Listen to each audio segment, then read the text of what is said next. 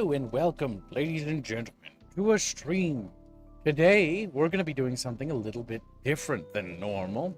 We're going to be doing a sort of a update. We haven't done a studio update in a long time. Mostly because we've been so busy with work, and it's kind of been difficult to juggle both the channel and the studio at the same time. So doing these updates was always kind of a nightmare. And I figured, what the hell? Let's do one regardless of how it affects today, right? Because we've been more or less doing all right for the most part for the last good while now. So, for those who remember, the last major update was, I think it was like a year ago. But we haven't really talked about our studio or what we've been working on, because all your donations, for those who are new, go towards a passion project that we've been working on ever since I pretty much started YouTube. In fact, it's the sole reason why I actually started YouTube way back when. That passion project is a thing called Mixers, which is literally a sort of a fantasy or sci-fantasy setting that I've been working on ever since elementary school. And basically have continued to work on it as time went on, and until I basically, decided to start YouTubing to make money to sort of fund it and get the resources for it. And so a lot has happened since the last time we did one of these updates. In fact, so much has happened that when I finally did a look back, where I take a look and see how far we've come, I was almost shocked by how far we've moved. Because when you're working on a big project, it can kind of feel like you're just toiling away, for a very long time. And you don't really realize how far or how much progress you've made. In fact, you often feel the exact opposite. And it's the way I've kind of felt with it, in the back of my mind, where it's like, man, it really does feel like we just kind of aren't really moving. And then I did a look back at how far when last time we did a video like this. It was more like a video, less than a stream. And it was actually mind-boggling how far we've come. Because now we actually have a playable tabletop version of the game, and the combat prototype, if you've seen it, looks really good. In fact, I believe the next implementation is stability as a mechanic.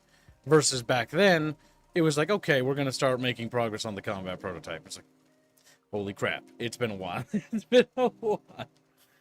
The thing that always was elusive, the thing that had always evaded us for the longest time, is now at our very doorstep. And it's one of those sobering moments where you realize that if you keep your head down and you keep working, no matter how insurmountable the odds may be, no matter how many setbacks we faced from other things like the Unity debacle and various other problems, it was thanks to you guys being here the entire time.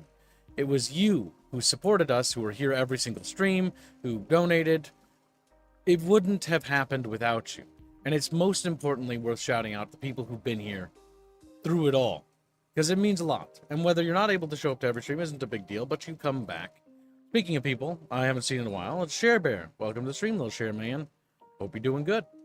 But, yeah, thank you for the long-term support. Appreciate it. 28 long months. Exactly my case in point. It's support like what Sharon has done for 28 long months. It may not be, insurmountable, but it all adds up, if that makes sense. Or not insurmountable. That's the incorrect verbiage. It all adds up, and it's the reason why we've still been able to function and why we've been able to feed the team for as long as we have. In fact, not only have we been able to feed the team, but we've also managed to expand smallly and cautiously, of course, but we've been able to expand nonetheless to help increase the production speed at which we are producing our project. The most notably is the tabletop team, which I must highlight is an entirely volunteer team made up of volunteers. Volunteers like Rapier, volunteers like Vulpus, and notable shoutouts to people like Fairman in the past who had helped basically get the ball moving to begin with, along with me. And if it wasn't for Vermin helping me in the beginning, we would never have gotten, Rapier and then Vulpus. And so it's really worth noting all the people who played a great deal in this great journey. Couldn't have done it without them. And it was thanks to their stalwart support through all of these things that we've been able to get as far as we have. And the big thing with the tabletop is, I think, is that makes it so monstrous is the fact that it's literally something that we can have tangible in a relatively quick amount of time, because this is a passion project. And part of a passion project is realizing that, it's done with a shoestring of a budget, but the fact that we've made it for as long as we have is commendable alone. And it's commendable for all the people that have put work into it. People like Carlos, people like Robin, people who have worked tirelessly on this project, and without them, this dream would not be possible. Because if if hell came, so to speak, the plan was that I was going to just make it into a book or like a light novel series, and that would have been kind of the end of it. I was always going to make it. It was a question of what we were going to do, right? And the fact that the video game is now on the table, and still is on the table, and is reaching that precipice of internal testing, we're getting closer and closer to that day. That's incredible. And it just really was kind of like one of those sobering moments when I was watching Robin's stream of the game, when we're on the verge of implementing stability, right? And what is stability mechanically? Stability is basically the ability to knock people off their feet, so to speak. Because in our terrestrial combat system for the video game, it's like all about knocking people over. Because if you know anything about like knights and armor, you don't penetrate them with your swords or your spears. Even with a mace or a hammer, you're not going to kill somebody wearing plate. Plate is kind of the end-all be-all, if you know anything about plate armor. So it's all about knocking heavy targets over, realistically. Weebs, welcome to the stream. And welcome little Slutbadon, little Metamax, Sempi, and Gregors, Turnip Chips, Chairbear, of course, again, another worthwhile mention. And little Florial, who could forget, who donates 20 Norwegian kroners to say, Chatfish want those sweet Nezra Booba. Nezra is a loving character. You should be treating her with utmost respect, of course. Utmost respect for Booba. It's true. It's true. And I figured we'd do this to sort of do a Q&A because I think it's actually always good to be kept on my toes. And I didn't prepare for this at all, most notably, because I didn't want to. I want you guys to feel free to ask questions if you have any questions about the project so far. And I will do my best to I will do my best to answer them. Bear in mind, I just got up like a few minutes ago. I got up a little bit later than I was intending to. I have a tendency to stay up too late working on our game. And it's just one of those things where once you get in a role, you just kind of don't stop. Deathless Soldier donates 600 Zars and says, for the dream, hashtag Kib's choice. That is very generous. And thank you for your generous donation.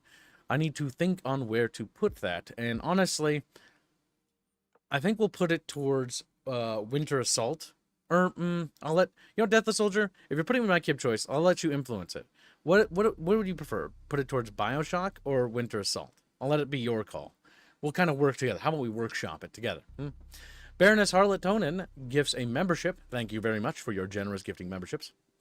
Really appreciate it. Welcome, stream, little Grumpster. But yeah, I wanted to do this stream because it's been a while since we talked about the game, and we've been making a lot of progress, and there's been a lot of things that are being developed at the same time, and it's kind of wild internally. Like this morning, there was like 70 things I needed to get back to, and it's just wild because the project's kind of grown outside of, not necessarily my control, but how do I put this? It's like something grows, but you don't really need to manage everything. In the beginning, I had to micromanage everything because that's how you get the thing revved up, right? But now that it's going, it's it's weird. I don't need to manage things as much as I used to. Like, yes, of course, there's always like, okay, this art piece or this storyboard thing, directing, right? But I can kind of be like, they know what I'm going for, so they just do it. It's wild. We've gotten so in sync. That's the benefit of a small team, I suppose. They want Winter Assault? All right, that'll be for Winter Assault. Is anybody tracking, by the way? If not, I will do it myself after I get through all this, because there's going to be probably some donors that are going to come in. And I got to get through my brain thinkies before we start doing that, because I'll literally derail myself. Lord of Possum $22 says, who will be the main character or characters in our game? Oh, in our game? Well, I don't really want to answer who the main characters are, per se, but I will answer who the playable characters will be. So, oh no, that's not quite really answering it now, is it? That wouldn't be technically giving you the answer you're asking for. The game is told through three main perspectives, the video game anyways. And it sort of bounces between these three perspectives, I guess you could say. The first perspective you're going to witness, and we've already kind of demonstrated that a while back with the prologue reveal or leaks that we did internally. And this is because the vast majority of people that play our game will hopefully never see the stream. Because these streams, or these particular streams, I try to keep this hidden because the vast majority of you are unique in the sense that you're here now. And the majority of people that will experience and play our game will have no idea this channel exists. Not only will they have no idea this channel exists, but no idea any of these things I've told you. So you guys have insider knowledge already because you're literally, you know, kind of the investors, realistically. Is there a public document for the tabletop rules? Yes, there is. There is. You can go to the Terrestrial War section. It is a public test program. Anybody is allowed to participate, and participation is noted, and you will be credited for all the support anyone helps with the playtest in the credits. The same will apply to the video game when it reaches the exact same state, because simply put, without testers and volunteers, there simply would be no way for us to find all the glitches, bugs, or, you know, flaws with certain mechanics. It's thanks to you guys, and you guys are notably heroes in that regard. Commendable. Right, it just yeah. And so yeah, if you want to join the tabletop team is open to public testing. Anybody is allowed to, and you are also allowed to take the tabletop rules and go and share them. There's no NDA. It's a public test. And the reason why I wanted to make that public is because, unlike the video game, I don't have to worry about spoilers. The only reason why we even have development team members sign NDAs is explicitly to keep spoilers out of the like atmosphere, if that makes sense. But yeah, that's why I can't really go into detail too much about the prologue or which characters are playable, because I have mentioned it before a few times, but now that we're reaching this stage, I want to stop talking about that too much, because anybody that joins the community, especially around when this starts to, you know, expand or get bigger, I don't want them to, like, dial back the clock a little bit and learn things I don't necessarily want them to know. The only reason why I let you guys know is because you guys basically are the investors, you know? We're crowdsourced. This entire passion project could not exist without you. It is built for you, by you, literally. Because I recruit 90% of the team members are literally hand-picked personnel from the community. And the volunteer program is how we actually able to discern whether people have, like, what it takes to join the team or what they have takes what they can do to help, basically. But yeah, there's always a way to help, even if you can't donate. And don't get me wrong, donations do help massively. It's literally how we feed the team. Like, I had breakfast this morning. It's only thanks to you that I had breakfast this morning. Wouldn't have it without you. That was just a cup of little noodles. Lord of Possum's always $5 say, will the game be set in a time of magic? A time of magic is dying, like Lord of the Rings? Magic isn't per se dying. Okay. So I can kind of talk about this a little bit if you're asking about setting or universe questions. Magic, we don't use the word magic, and I shouldn't get in the habit of using it. This is purely because we have the what I call the outside the box thinking protocol, which internally, this is a protocol, and I will explain this because this will help explain my mindset, and this will help you understand a great deal of behind the scenes stuff, because it is behind the scenes stuff, bear that in mind. But if the term orc, dwarf, elf, fireball, lightning bolt, these terms are offensive. I'm kidding. These terms are not terms to be used, or the word magic, internally. The reason why we don't use those terms internally is because I want the team to be thinking, like, much harder about these concepts. It's too easy to just do fireballs or water spells, right? It needs to be, okay, they still fundamentally are water spells and fire spells, by the way. All it simply is an outside-the-box thinking method to try to get people to think how to do things differently. Like, how would a fireball spell work in our setting based on the rules of this culture and the setting, right? It's very complicated. Literally, there is a rule book dictating how magic only works. Magic is tied to the integral universe in the sense that everything that is tied to history. History is tied to, how do I put this in a word that won't upset people? Imagine the biggest setting you can think of. Now pretend that that setting is the tiniest setting you've ever heard of. Now imagine that our setting is an iceberg, right? And it's been being written for a very, very, very, very long time. Because it has been.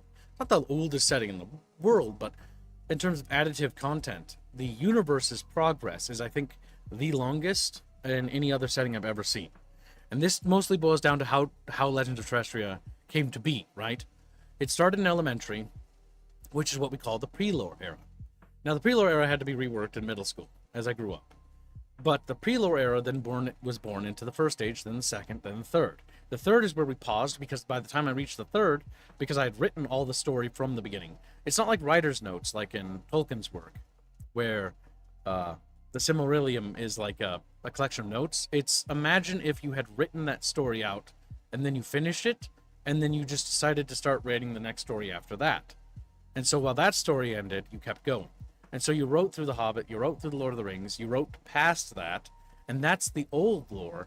And then you've done like several stories and several arcs all the way for the span of millions of years, and you've kind of reached a point where you've entered a new point in the story where it's like, ooh, this is a really good spot to start because it's so weird, is the only way I can describe it. It's so foreign, it's so alien.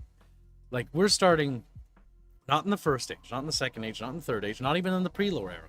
That's all long since gone. We're starting in the third age. Retarded kid. I think I misspoke there. Not out of the ordinary. But, yeah, we're starting way into the story. Now, it's nowhere near the end, because I've already finished the universe. Like, it ends. Or, well, it doesn't really end, but everything that you need to know pretty much ends. And then, like, new stories begin, etc., etc., and the cycle of storytelling usually continues. It's pretty expansive. And that's why I want to keep this on this stream, so that we don't really talk about this later.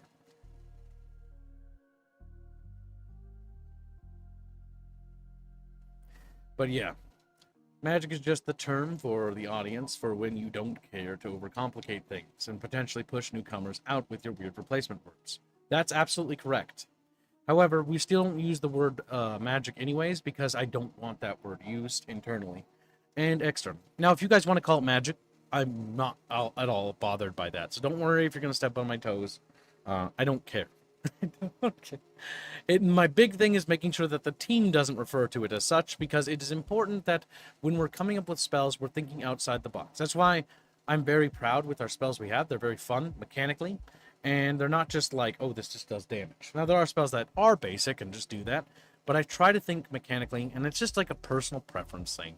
I've always liked mechanics more than I have just flat numbers. Flat numbers are cute and all, but they're kind of shallow, at least in my opinion. Lord Opossums donates $5 and says, does the magic come from the universe, gods, or a person themselves? I can't answer that question. To answer that question would be to reveal something that you're not supposed to know. I cannot tell you where power comes from. I can merely say that power exists, and it comes from something, and it has a very storied history. And that's it. Only a handful of you know, and those of you who know signed the NDA, so you're not allowed to speak of it. So, those who know the truth know the rabbit hole that it is.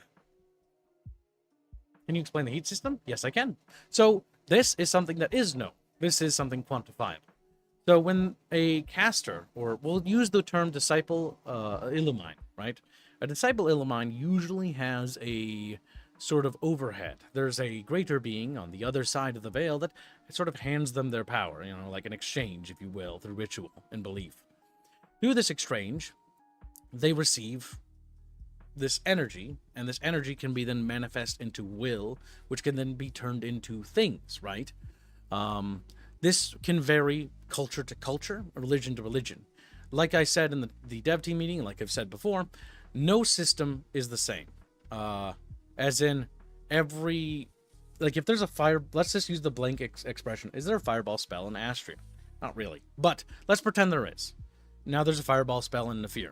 There isn't, but let's pretend there is, right? Okay, that's cute. Now, do these behave the same way?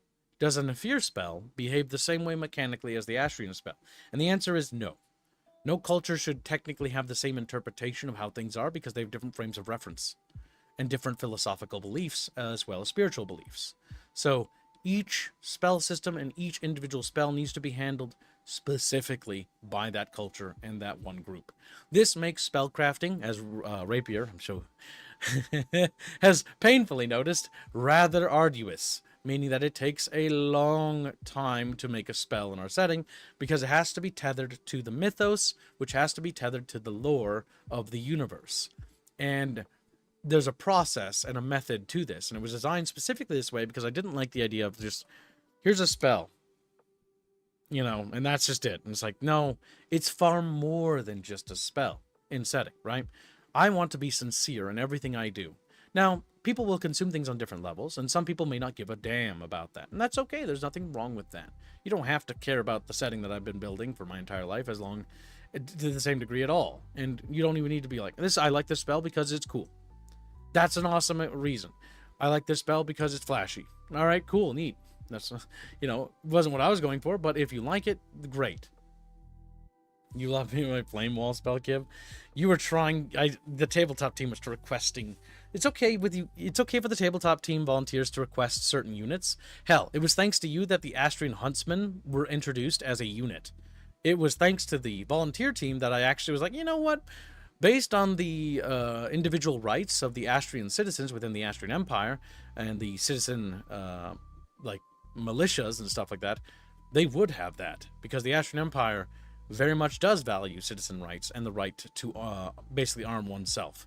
Their entire reason why they became an empire was through defensive wars, you know? Like, they didn't just magically do that overnight. There's a reason why they're loosely collected city-states that are organized underneath an emperor, and then it was centralized later as time went on. Like, they became that way, and they value their citizenry. They matter. Versus, you know, the Nafir, where might makes right is very much the sort of traditional culture as a standard warrior culture. I like the toast spell because it makes bread into delicious breakfast. But where's the butter spell? That's an important question. It's a cultural expression. Damn, chat, you're asking too many questions. Too many questions in fast order. I'm gonna have to just let some questions slip by so I can finish answering them. I know. I don't think anybody's tracking. I think I stand alone today. That's okay. Donos will be tracked after stream. If you DM'd me, or if you typed in your hashtags, aka Deathless Soldier, I'll try to remember them. But feel free to direct message me on Discord, and I will handle tracking that later. Because I do not want to do that right now. Mostly because I don't want to do logistics on a stream like this. It'll bore the cramp out of you little chatfishes. So let's go back to Lord of the Possum's donated question, because I feel like I've started to stray because questions were tacked on. So let's see. Does the magic come from universe gods or person themselves? Okay, no, we did answer that. We answered basically by saying we can't answer that. Which always makes me terribly sad when you do that. But if you have a different question, I can try to answer. Yes. I can't answer universal laws because universal laws are not meant for your eyes. You're not meant to see them. And there's an explicit order to destroy those if the IP were to ever go public. Purely based on the fact that I think some mysteries must die mysteries. I know all the answers, and I've written all the answers to almost every one of your questions. The issue is, I don't want you to know. Because if I take away the mythos, it'll take away something that you need. Something that the setting needs at its core foundation. And this is a request, in case I do perish for whatever reason, that the key information is not necessarily, doesn't need to be destroyed, but it needs to be locked. This is for the development team. Just so you know. I always say this over and over again like a mantra, but it would be respectful to my wishes for that not to be known. Thank you. When do we fight interested orchibs? Never. Mostly because I should be writing lore, not playing game. Fortunately, I have the tabletop team for that. The only thing I'm normally doing is observing. But I do need to actually play it. You are right in that regard. Because I have mandated that the entire team plays it. And not only do I mandate it, but it's like that. How many factions are there? That is a question that is very difficult to answer. What specific period in time are we talking about?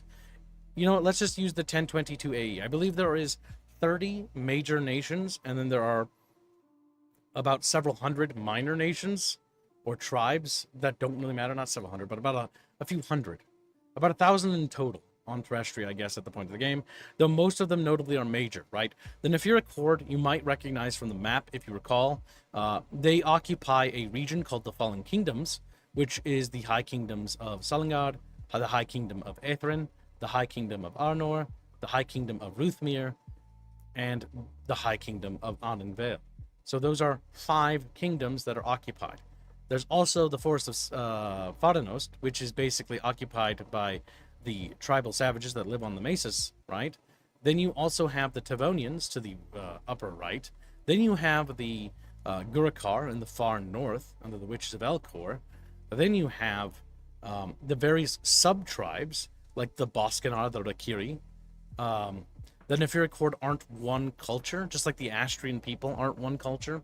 To understand my methodology is to understand a little bit of insanity.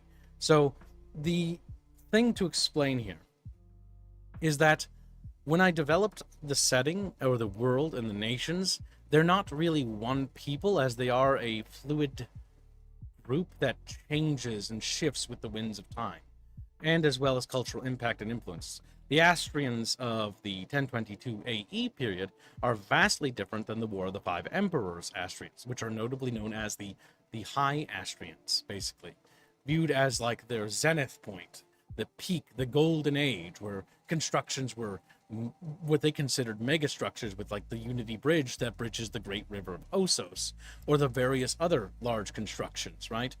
And these kinds of buildings are very expensive to maintain. Many of them have fallen to disrepair during the decline period, during the invasion period, right? Because the Empire struggled to maintain them, because following the War of the Five Emperors, the unity that the Astrian Empire kind of had began to fragment, and so old cultural tensions from the previous eras have been resurfacing, where you have a lot of different groups of people with their different cultures kind of drifting from the seat of power, and that's not good. That's why the senatoriums grasp on what laws are for citizenry doesn't really extenuate beyond certain borders, right? The River of Yor, like, the important thing about that is that north of that, technically imperial law stops, but the imperial border continues. Why is the lands of Engril outside of imperial law? And that extenuates down to the fact that the house lords that basically have taken over these regions, were former governors over the last couple centuries, have basically become their own little dynasties, have basically secured themselves seats of power, more or less within the Astrian Empire. So you have basically the emperor's power being kind of challenged, and the senatorium basically defunct, because there are different. The further you go from the seat of power, and depending on who's in control, if they actually respect or admire the vision that is the Enlightenment, you might not have people that are respecting it at all. They might have completely different gods and faiths. You have that in the Isles of Nairi, right? Where they're literally exiles. But they're technically Astrian imperial citizens, but they're banished from even entering the lands because they're practicing the old god's faith, the King Ariestos, I say that like you would know, but I forget that some of you have never actually read any of the things we posted already. Basically, to summarize it, King Ariestos is like the old king of the gods. He was deposed by Tyrianos during basically the war with the Gallows. It was a long time ago. Don't worry. It happened like 1,000 years before the video game starts, so most of it doesn't really matter in the direct sense, because most of it you'll be witnessing is the Starborn Pantheon's perspective anyways. Mostly because anything that's left on the mainland is usually going to be abandoned relics or LARPers who are pretending to worship a god they don't really know anything about. Is there a Mongol tribe equivalent in Terrestria? Sort of. The Nefir, though they're not really Mongolians. It's one of the reasons why I don't really like using comparisons too much, because it's like when I made this mistake early on when I'm like, yeah, Astria is kind of like Greco-Romanism. And people are like, wow, like Greco-Romans? Like, oh my god, that's wild. And then they started looking at their society and like how they're structured, and like, these are incredibly advanced people. Like, they're not that fucking... They're not really that similar. It's like, no, not quite. Like, it's the closest approximation. And that's the issue with using approximations, is it will lead people to become disconnected with reality. So we're going to avoid that terminology from me, because the issue is if I say something, I'm the lead writer, and so the impact of what I say carries several more tons of baggage and weight to it. It's fine if you want to use those terms, like, hey, that reminds me of Mongols. Great. but I can't use those terms. I just can't. I've realized this as I've managed this project, that things I say carry the weight of the words are heavier. So I will let you guys who know describe it for me, because it's going to be much better that you do it. I shouldn't really be doing too much direct communication with you in that regard, purely based on the fact that you shouldn't have access to me to begin with, right? It's already dangerous that I'm talking to you about this. I should be quiet about it, if that makes sense, because I don't want to ruin the fun for you. Grumpy donates $25 and says, "Gotta run, but here's the for the Kib tax. Hashtag Kib choice." Thank you for the donation, Grumpy. And I do hope to see you again later, buddy. Take care and drive safe wherever you're going. We'll add your little chatfish to the overlay. There you go. Get Grumpy wiggling. Wait a minute. Grumpy's wiggling underneath Aerith. That's not good. Hold on. This would become a problem when we make Aerith's hair longer. I kind of knew it. So we'll just slide him over here with the other boys. There we go. That way you can see them. Perfect. Yeah, because the big thing I have to be careful of is not ruining your fun.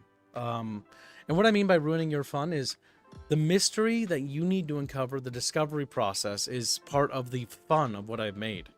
And I know it, and I'm so excited for what you guys get to experience. And I'm also equally envious, because I don't get that. And there are no settings that do this. I'm alone. And there probably never will be again, because if there hasn't been up until this point, there never will be. It is what it is, though. I can only hope that maybe it'll inspire others. Let's see. Florio says Chatfish cannot have access to Keeb. Pretty much. It's why it's important to not answer certain things. Like, how does the magic system work? It's incredibly hard-coded, and it's basically a science. It's very complex. And I could summarize it in probably 3 sentences, I think. But if I did that, I think I would fundamentally ruin everything for you by doing that. So I'm not going to do that. I want you to have fun with it. And part of the fun of a setting in a universe that you craft, it is kind of like a mystery for you to explore, right? Now, there are certain things that are obvious facts that I'm like, yeah, no, we can talk about that because it's going to be in the books and stuff like that for the factional things. But like creation tools stuff, the laws of time and stuff like that, the only thing I can tell you with the laws of time is that it's not really integral to the storytelling. Only that I can assure you that time travel is not possible in our setting. There's no, once someone dies or something happens, an event occurs, you cannot reverse that event. It is set in stone. And once it's happened, once it's come to pass, if it comes to pass, then that is the case. And fate is not always, well, prophecies aren't always to be relied upon. Let's just put it that way.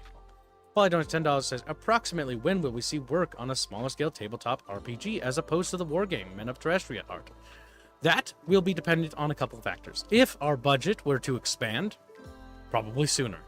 But realistically, probably not. I'm just content and grateful that we make the daily goal. To ask for more would be honestly outlandish as is. It's already outlandish that we need $412 per day. But we managed to maintain it for like a couple years now. So, realistically, more practically, as soon as a couple of things are done. A, the tabletop wargame is in a state in which it's basically the core rules are done, and then we are working on the naval combat system. So, to talk about this quickly, Terrestrial War is a system, a piece of a puzzle. So, how many of you guys understand my philosophy on minigames? I'm just curious really quickly. Does anybody understand my general, like, thoughts on how you should handle, like, other modes? Yes, time travel can only work in a specific context, and I also want consequences to actions. I don't want somebody revising my storyline later on, like they did in Star Trek with the J.J. Abrams movie, where everything that mattered is now a completely different timeline. There is no other timeline. There is only one timeline. That way, the actions that take place, there's no multiverse, right? If there's another universe, God, that'd be horrible. Especially considering how the laws work. Oh, just imagine the amount of people that would die. Ragnar Rucka says, you give gunpowder, guns, or such a witch, and they are primitive. I'm gonna tickle you. Rapier donates $5 and membership I gifted was refunded, so this is to cover that. Well, thank you very much for honoring your gifted membership by donating it back. Much appreciated. Oh yeah, no. Black powder weapons are pretty early in the setting.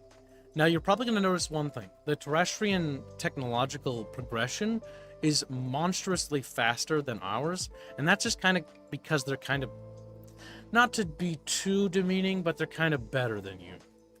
Or at least your ancestors. This is from a myriad of factors. Not having a black plague really does help. It really does. The bubonic plague was not a good thing. Let's just put it that way. And there were other myriads of things that caused issues. They managed to maintain a lot of themselves. It's also why their aesthetics are the way they are. There's a lot of visual storytelling. In fact, there might be too much, honestly. To the discerning eye, you might be able to read a lot. Yes, the black powder weapons they have are matchlocks at the moment. A relatively recent addition. On the last, like, 50, 40 years, if I remember right, in the period of 1022 AE, if I remember correctly. I mean, black powder, not necessarily. There were early black powder weapons at the Battle of Broken Sword, but that was about 60 years before the start of the game. But those were even more primitive. Those were even goofier. There were sticks with little barrels at the end, basically, that they stuffed things into. You enjoyed my ancestors. I challenge you, Gibbs, to children's card duel. How comparable is magic in your universe to black powder weaponry as an energy exchange and potential energy released? Illumine is something that far exceeds an atomic reactor in its maximum potential. But to understand that is to understand advanced Illumine technology, if that makes sense. It is a technology in a sense. So if you like that, then great. Like, I'm not gonna do this. Like, I'm gonna dispel this myth right away that people could have. It's not that there aren't gods in our setting. It's that gods are bound by rules and laws, and so there are ethereal entities, and those don't disappear. Magic's not dying. Magic is it's woven into the very fabric of reality, and it's because of history. It all ties back to one answer: history, history, history, history, history, history. And that's all I can say. History is the answer for 90% of the things in our setting. History. Not our history specifically. Specifically, what happened here and what happened there matters. And its impacts are so massive. Like, I don't even know how to explain it. I'm like trying to show you the iceberg, and you're on the Titanic, right? And you just see a lump on the horizon, but you don't really understand what's going to happen. I know. But you will know in time, if that makes sense. When you'll be swimming with the fishies, like, no. They had the bubonic plague instead, which hid the men from public view. So they were able to advance society, while women did the marketing. # Men of Terrestrian. No, the only reason why the women usually take the cover art piece is because, usually because they're rare as hell in our story. Most characters in our setting are actually men for the most part, but I wanted to do a specific storyline with a couple set of characters, and it just made it better because of who they were and who their personalities were. Just, I could see two big personalities from here. Yeah, very funny, Chad. The hard set laws even the divine beings have to follow? Yes, they do. Gods are bound by rules and laws. They cannot exceed those laws and rules. Everything is written into law.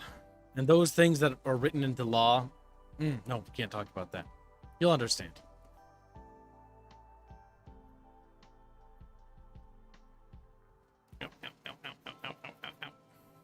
But yes, the big thing to denote is that the ethereal domains aren't separate, but they're like bubbles attached to the real world, if that makes sense. Meaning that wherever someone goes, you're a candle in the dark, basically igniting that flame and faith, spreading that idea, that concept, like a little person, lighting the way, you know? Like a little unit in Command & Conquer, revealing the fog of war, so to speak. They can extenuate outside the dominion of a certain faith, but to travel out of a dominion, there's like not particularly any. It's not like you're gonna disappear or anything like that. So like you can have other peoples of other faith traversing and moving freely in the world into places that there are no temples. It doesn't really matter, but it is layered on the material, if that makes sense. Like a cake with different layers, or an onion, perhaps. Different onions. Not all of our faiths are pantheons either. Only some.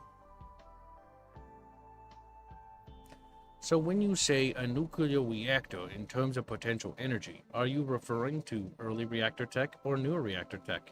I'm leaving it vague and ambiguous because to tell you the true scope and magnitude will blow your mind. And I can't do that yet. We have to be patient. The applications of such are monstrous. But you'll see a bit more of that once we do more with the Builder Empire. The builders. The little Bob the Builders, yes. Bob the Builders. Or more eloquently known as Telluritas. But you guys probably don't like Builder Tongue because it's soft and beautiful. And it has this weird aura of almost like Frenchness to it, which will probably cause you to commit suicide. Which probably... I'm just kidding, it doesn't sound French. I can show you some concept art that we've been working on.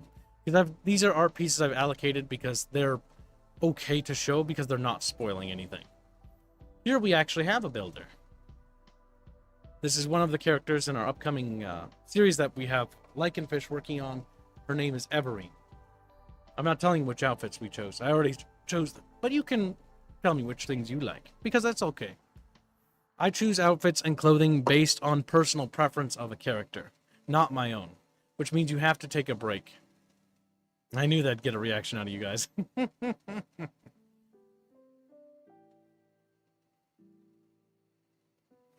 Jeff, like, holy shit. Bad Labor Studios need more booty. We already have a lot of female characters, I think. The male characters are difficult. How do I explain this? Because our studio operates on, or not studio, but my setting operates under gender dimorphism, meaning that women do specific things and men do specific things. Meaning I don't, you know my philosophy, chat, you understand. I like the idea that each gender has a role to play of the two, right? Male or female. And that these genders perform unique roles in their society.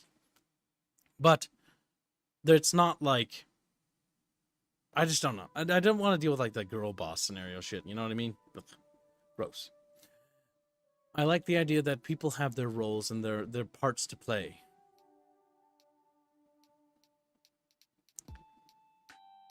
Cherish, hooray! Gives the Greek philosopher. Just like an old bedraggled sun-dried tomato. Man, sun-dried tomatoes are great. Delicious. Especially with spaghetti. And Parmesan chicken. Mmm, delicious. Food and cuisine culture is actually very important for societies. Not just decoratively, but it tells a lot about a character.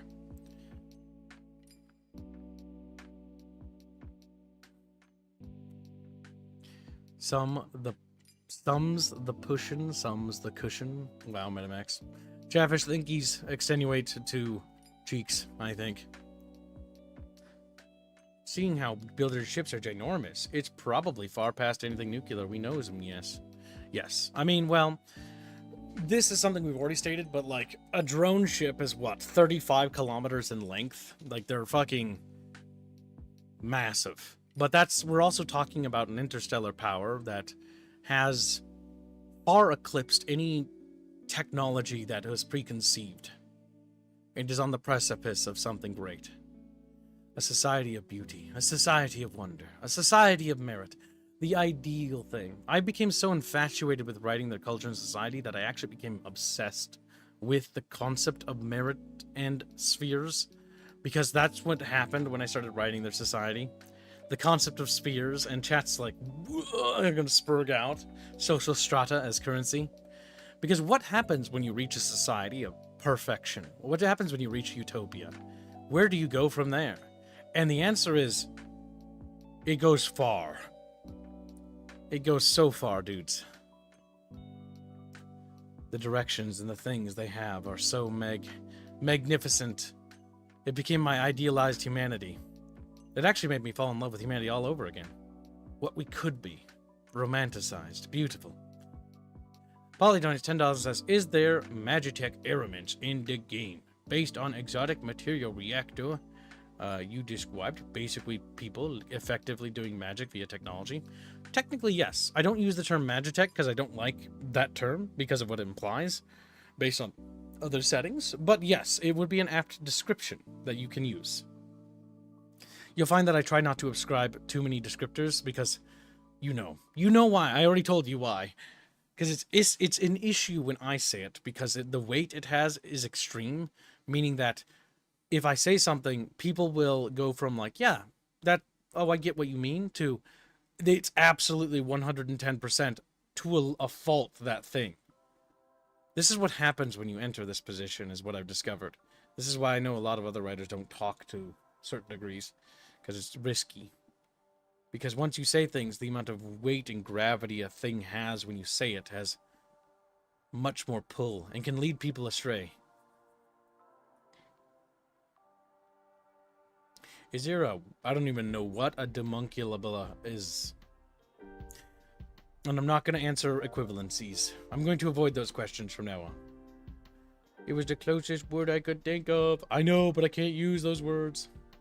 Now, the big thing is that is the Illumine capable, or Lune, depends on which culture, right? Because each one's unique and each one operates differently. How do I explain that? This is much harder than I thought it would be. Mostly because I have to dance around certain explanations that would tell you too much. But it's a mental exercise that I must partake in. Okay, let's think. So yes, and yes. There are alloys and materials that conduct Lune or Illumine byproducts much better than others. Most notably, star steel, a rare alloy found near the surface level of Terrestria. Usually comes in an iridescent color. It is almost unmalleable, even through the hottest forges, and its forging techniques are very secretive and only held within the Celestial Order. They're the only order that are capable of crafting and grafting any weapons, and the Celestial Armory is one of those things. Now, some weapons have escaped or been given or something like that, or stolen more like. And so there are cases where these materials and weapons are used in other societies or civilizations, but usually it's stolen, or usually if it is star steel, it just so happened to be a piece that looked very pokeable, you know? Star Steel mentioned, need to cast the shell. Need to fucking freaks out. Star Steel is important. Very important. That would be a great example of that, material-wise. But yes, it cannot be found deep beneath the earth. It can only, or deep beneath the terrestrial. It can only be found on the surface. Usually very shallow, if buried at all. Lucky for you, goldfish don't have memories. That's true. They don't. Keep dancing around is why we have earthquakes in Minnesota. Keeps dancing around lore questions that are like, where does magic come from? Like, oh boy. Does like Matrix dodging. Cannot answer that one. Cannot. But I can answer some.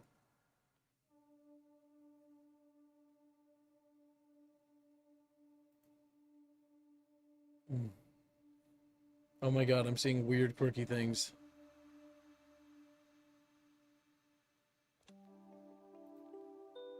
Yes, Vulpus, I do appreciate you keeping track of donos. Wait, did we make the daily? What the fuck? Or is the daily broken? Did that happen?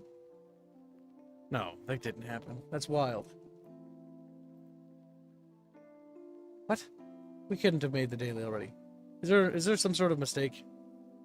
Has there been a mistake? Is it because Vulpus and Choomba are like double tracking by accident or something? Just letting you guys know. Because that was going to relate to something I would reveal, but I wasn't going to tell them. Work harder, writer monkey. Beep.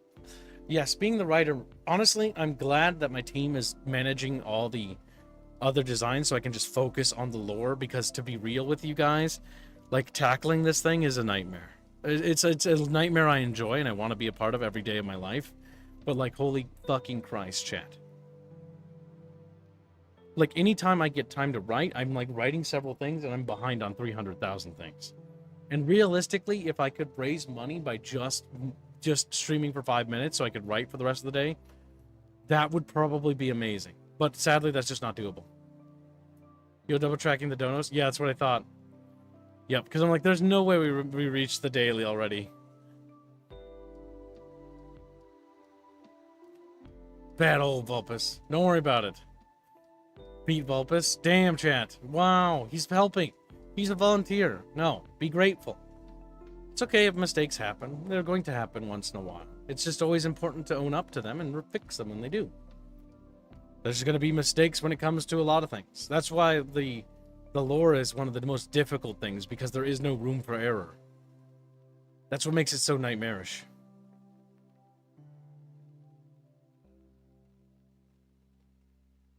Nader, thank you for the long-term support. Long time no see. Where have you been? Why is everybody misspelling Star Steel? I can't believe it. But thank you and welcome for your... And thank you for your long-term support. 32 long months, Holzenator. Star Steel conjuncts magic good? Sorta. Not quite. It's not really... how do I put it? That you can understand. So material or objects can conduct Illumine, right? But not quite. You'll understand soon enough. We're almost to the point where, like, trinkets and things are going to be like things you can actually get in the tabletop. And then you'll be like, oh my god, that all makes sense. So yes, Star Steel as a material isn't particularly good at conducting magic, per se. Or Illumine is what we should use verbiage-wise. But it is good at conducting heat, which makes it a great vent for Illumine casters. Hence why Rhea wears her big leathery gloves, because the heat that's so hot there could, you know, actually burn her hands. Yeah, I know, everyone keeps misspelling it. I don't know why. They're stealing stars. They're stealing, literally. Chatfishies, chatfishies, chatfishies. So, Chatfish, take a guess at what that little brooch does. Chat's like, what is a brooch cube? There's going to be like several Chatfish that are going to ask that question.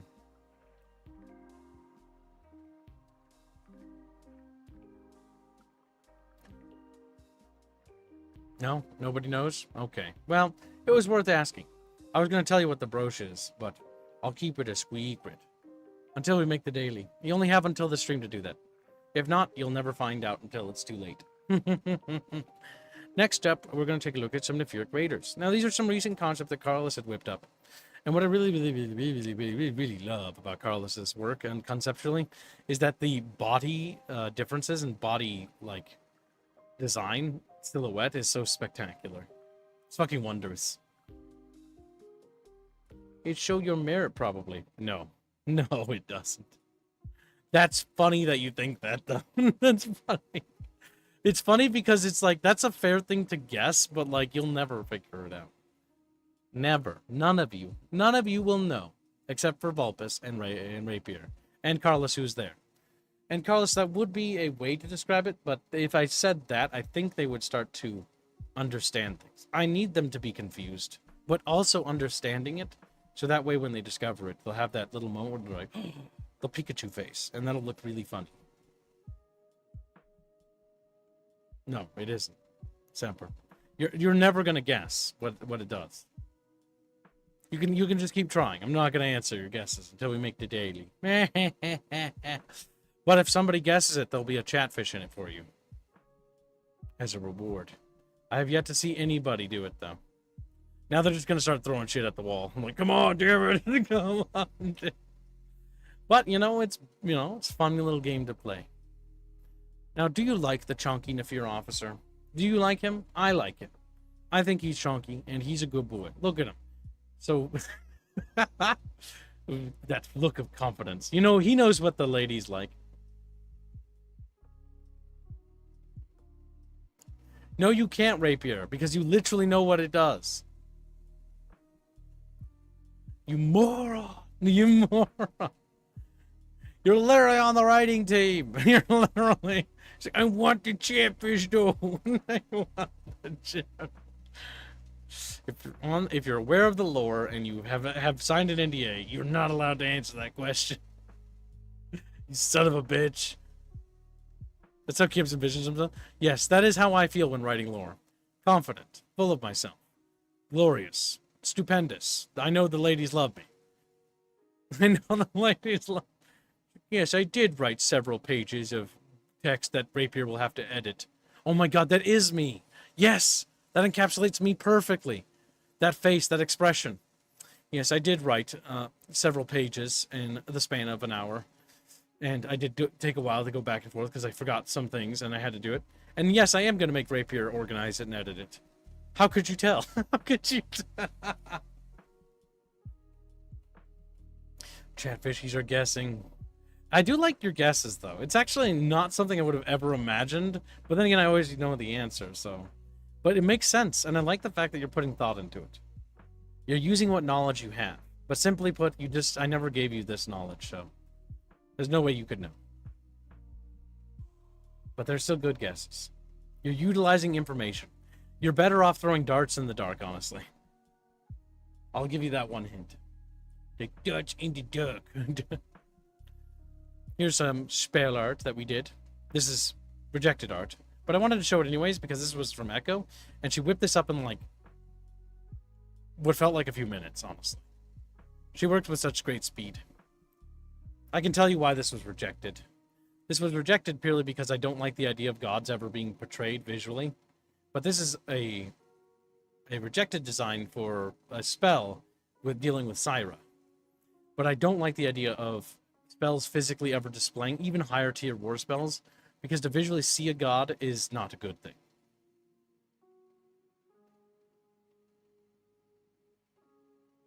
But it's really cool. And because it's getting thrown into the archive and not going to be used, I wanted to show you. Sometimes, well, not just sometimes, a lot of times, this happens with a lot of art. Been busy. Also with autoquicks to steal instead of steal. That's okay. But no, our Illumine system isn't at all like the Aragon books. The Aragon books are about the dragon, right? I'm pretty proud of the system we made. It's not like, oh my god, it's outside the box, but it is definitely one of those, oh my god, it was definitely woven into everything. The very fabric and tapestry. I'm very proud of the setting I've made, and I have a right to be. Especially when I always wow everybody on the team with it. Carlos sitting there fucking smashing his tables. Shut the fuck up, Captain. Shut the fuck up, Captain.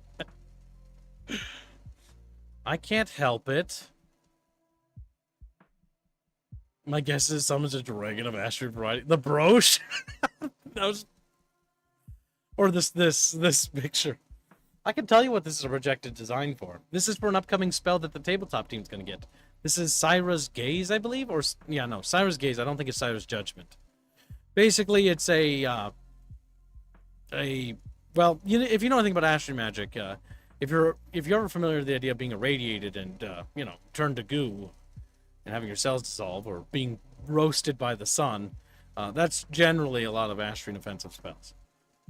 They're not... For being the supposed, you know,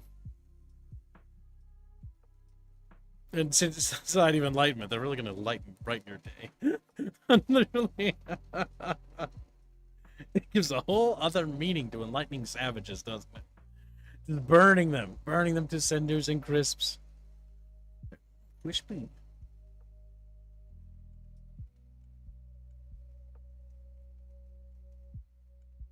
No.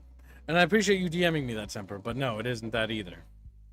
Semper asks, is the brooch a light orb, like blessed with light magic? Oh, no, it isn't. It doesn't, well, it's not, it doesn't have anything to do with Lune. So, and it also doesn't really have anything to do with, though in theory it could, I suppose, but no, not in that sense. I remember reading about, like, what sort of bit code divinity as it contains a part of a god. What? What? God manifesting in the material? Are you fucking wild? That's happened like only once, and how did that work out? Let's talk to the survivors. Oh, wait. When will Celeste be statted out and incorporated into terrestrial war as one of the commander units? Are you mad? You want a 12-year-old in command of an army? That would not be a good idea for several reasons. One, what's she gonna do? She's just gonna look at you and be like, I can't even speak Astrian. I can't even speak Astrian. She'll be speaking fucking Builder at these fucking Astrians, and they'll be like, what? That's gonna be very interesting, I'll say that. Be a repeat of the Austro-Hungarian army, where they just like, our officer speaks fucking speaks Builder, but we don't even know what they're saying. Just gesturing, pointing frantically. Oh my fucking god. That's funny. I love that idea. Is it another heatsink? No. Whoa, chat, why are you so obsessed? Like, it's so much more advanced than just a little thing. Literally. Oh well. I guess humans are too bit stuck in the past or in the current. It's hard to look to the future. Then again, we are stifled by the fact that we aren't as advanced as they are. They are truly a better society.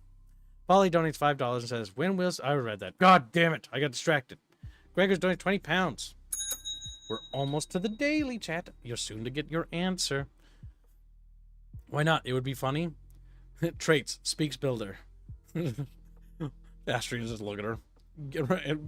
RNG commands. Like, I think she said, form a shield wall. Okay, here we go. Form shield wall facing away from the enemy. What a bold strategy. What a bold strategy. Show the enemy our ass. The men of Terrestria. I know bugger all about it, so here. Also, is the brooch a tool for her to better make use of and command her ships, or make FTL easier on her, or to leech the massive heat? Hashtag fit, hashtag Kib's choice. All right, we need to go back to Everine, don't we? She's a beautiful woman. Look at her. She's just waiting to be petted on the head gently. Now, Everine, you'll know she has blue markings on her face. What do those blue markings mean? They have nothing to do with the brooch, by the way. Some of you actually know. Some of you might actually know. And some of you might be able to guess. There's another character that has markings on their face, and that's also special, isn't it?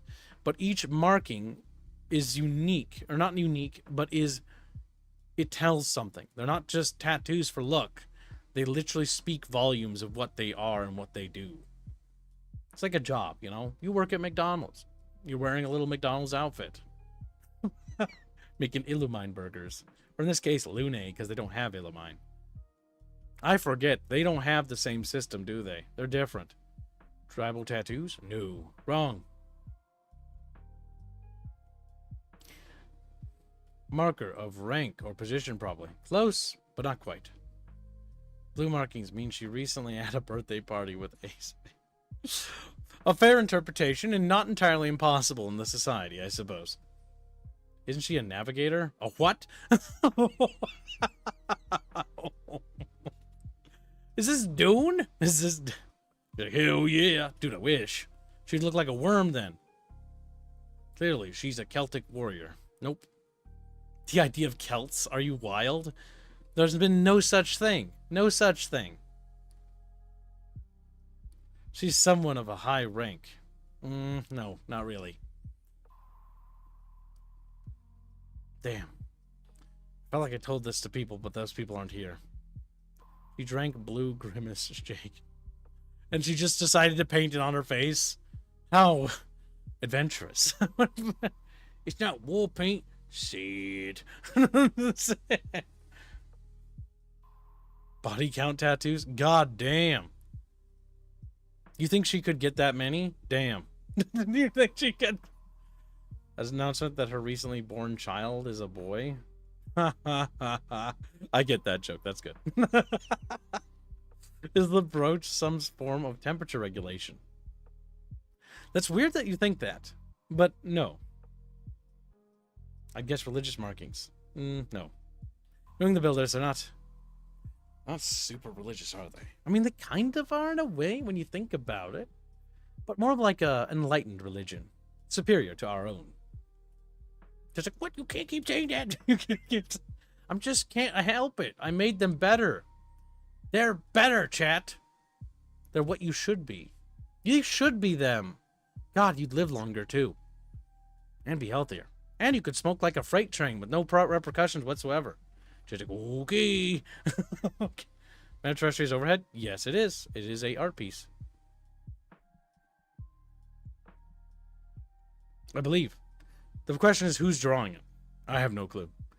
The Bruges. You guys are changing the word. You're all spelling it differently. It's just funny to me. Stop it. The Bruges is not a family heirloom. No, it has nothing to do with family. I mean, in theory, it could. You could have it made to look like family thing. Everyone in society gets one when they are a certain age. Here, you know what? It's time to give a little bit more context. When you reach a certain age, you go through a surgery in the Builder Society. This surgery is a brain surgery thing you get. It helps you. It makes you better. You're better. Better, chat. But why? And why is that related? It makes things easier, too. Life just becomes easier, honestly. You can just do things. You can just, if I want to leave my apartment, all I have to do is walk to the door, walk out, and not move my hands or anything. Walk to my car and just get in. And I don't need to do a thing. I don't need to raise my hands from my sides. Just like, whoa. They're so funny. I do like the guesses that are intentionally wrong. They're also funny. So, at least I assume they're intentionally wrong, because some of those are memey. I like these builders, whiss and whiss. Well, yeah, because they're better than you. Of course you're not going to like them.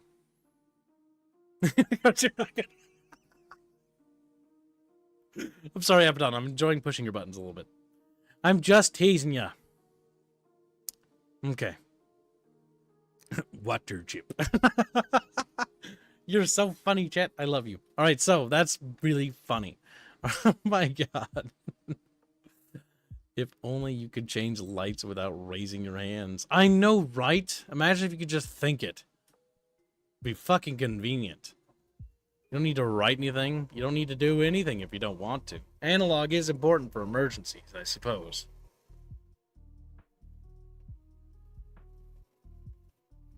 Alright. Chat has had plenty of times to guess. We're moving on. Chat's drifting further and closer at the same time. It's funny. And impressive. This is also Bond's submission for the Builder fashion. It's so gorgeous. Look at her. Absolutely spectacular. These are little sketches and like feelers. Because now we're starting to tackle them because they're part of the lore series. Getting Alexa. Alexa, what's the weather outside? Today at... Oh my god, you think that they're that controlling? Jesus Christ. I made a utopia, not a dystopia. Wasn't hard either. Now look at this ethereal entity. This thing is fucking wild. I like this thing. It's cool. But what I like about it the most is the fabric. This thing is actually something we need to talk about a little bit. This opens up problems.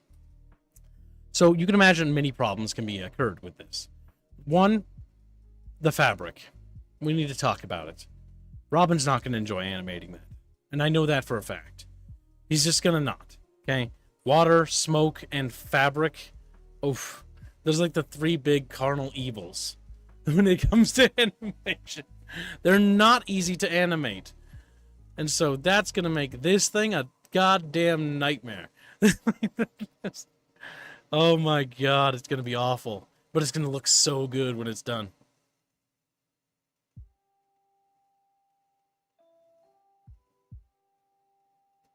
We'll test this against the Yinglet. Vulpus knows what it is. Here I'm surprised. I was about to start talking about it. But Vulpus does know. That's right, the tabletop meme does know. I forget. I forget you guys actually know a little bit about things in the background that are being developed. Like, literally the fact that, you know, we have fucking unique entities that you can summon now. Yes, this is a wisp. They're so adorable. Look at them go. He's just a nice little guy. He's just here to help you. He pets hallucinators, little Bailey. Like, oh my god. If you opted out of getting shipped, would you need a license for that cane? Oh, in the Builder Society? I mean, most people will get the enhancements and augs because they want them. But if you don't want them, you don't have to have them either. No one has to be augmented in Builder Society. It's a choice. Usually people want that, though. And you can have them removed at any point through surgery. And no, it doesn't do anything bad if you remove it. You'll just be back to normal. But if you de-aug yourself, there will be problems with, you know, A, you shouldn't smoke like a freight train, like all the builders do. That's a bad idea. That's a bad idea. Without those nanites, your lungs are going to fall to disrepair relatively quickly. Relatively. The female Yinglet. That's true, there is Yinglet. So a data storage device? Goddamn. Yes and no. Yes. I mean, if you're asking about the brooch, it could be. Cat, you've taken ages to guess. I don't even... You've almost guessed everything I can think of, almost. That isn't the thing. But you've gotten close. Partially true. Yeah, it could hold data. In fact, it does hold data. You know what? Let's just go with that. Let's give Chad a W. Pins it to English's, like, chest. Meanwhile, other Chad was like, that was my achievement. Oh, goddammit, I fucking smacked my heel on something. Ouch. Man fit, Kib's choice. Kib's choice is going towards nothing at the moment. Because I don't know what to put it towards. Because it's an overhead, or non-overhead choice. I don't have any idea for that. Not right now, at least. Because anything I would put it to, I'm not allowed to. Because Choomba's like, it's overhead. I can barely make basic garbage sprites, but I'm learning more. Well, self-taught is usually the way you do it. Or likely independent on NBC's Revolution. I don't even know what that is. I don't even know what NBC stands for. I thought that's like a basketball thing. Basketball? Not entirely sure. Either way, Chatfish is too hung up on this. We're moving on. Nobody's figured it out. So, we are going to move on to many other things, Chatfish. Now, the most important thing, I just need to move this out of the way, is we need to talk about is where we're going. So, back to the actual Q&A thing. Or not the Q&A, but mostly where we're at. So, the big thing going forward is there's a bunch of things we have planned for our setting and whatnot, but there's a couple things that we can reveal to you that we're working on. One is the Red Sun Dream lore video series, which is, you know, chugging along at a slow pace, mostly because it's now down to logistics, which is why I showed you this clothing, like Evereen's outfit and stuff like that, and some of the concepts. There's millions of outfits I didn't show you because I don't want you to see them. But, yeah. The Builder Society is being really fleshed out, and so that's being done for the Red Sun Dream, which is a story series. It's not a lore video. I gotta stop using that word. It isn't. We're not producing lore videos. We make story videos. The mindset is all very important. You can call it whatever, but I need to remember what it's actually called.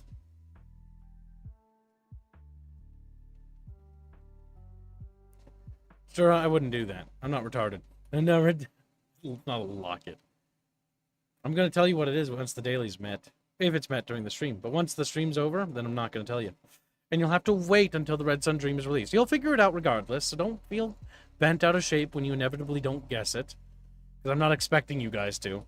I was just curious if anybody could.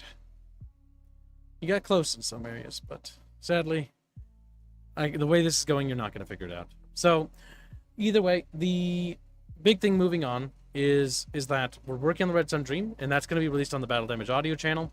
Vulpus has volunteered to do German translations, so we're going to be getting German translations for the videos and some stuff like that. That's going to happen, and that's like the big goal, is basically smashing that down and getting videos out that are going to build up to the prologue. The reason why we're doing the Red Sun Dream is because we're actually tackling prologue assets. So all those concept arts you see are literally concept art that we can actually use for the video game. Everything in the project is always done with the intention of making sure that all the art we produce is used for the actual game itself. in some way, or serves a group of multifaceted thing. Did I read your dono? I have no idea. I felt like I did. No, I didn't. The Baroche is a star map to help her get her back to system of birth, star solar design, or a tracking device for her husband to know where she is. Both of those are wrong, but technically not. In the sense that it can do all those things if it needs to, but it won't. Privacy protection laws are massive in the Builder Empire, along with individual rights. Such are they that you can literally do and pretty much do almost anything, for the most part.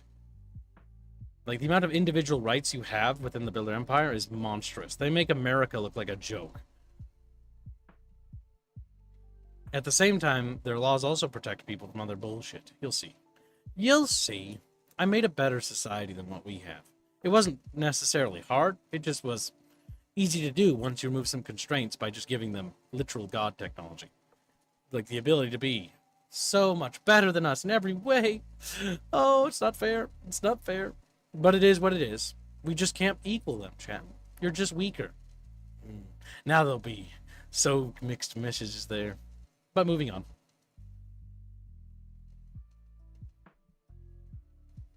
Or, well, technically, it technically can. But I'm not going to talk about the brooch anymore.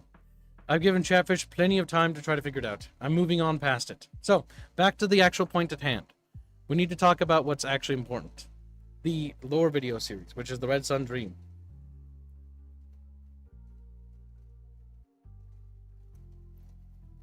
The big thing is that the lore series, or story series that we're producing, is going to build up to the prologue of the game. So we're going to make all the art assets, and that's what we're going to do there. And while that's ongoing, the tabletop team is working on the Terrestrial War stuff. Now, the Terrestrial War stuff is important because that's also going to be assets for the actual game. The Terrestrial War project is something you can all join, and if you join it, it will actually help get it produced faster. It's why it's important that many of you volunteer. All of you should consider joining the tabletop team. The more of you test it, the better quality it will be, and there's really just no other answer than we need more testers. Simply put, the Terrestrial War Room is in the Discord server. Feel free to join it, and that's all I have to say on that note. As far as the video game, don't forget to check out Sweetman Streams. Sweetman Streams is making lots of progress on our game. Lots of progress. And then we're going to look at that, and then we're going to wrap up the stream. So this is one of Binsky's streams. He did this one this morning.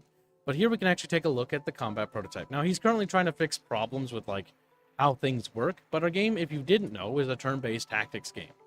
And there's things like, you know, a timeline where things move up and down the timeline. Bear in mind, this is early prototype stuff. So still very early. I'm doing my part. Very good, Preston. Appreciate it.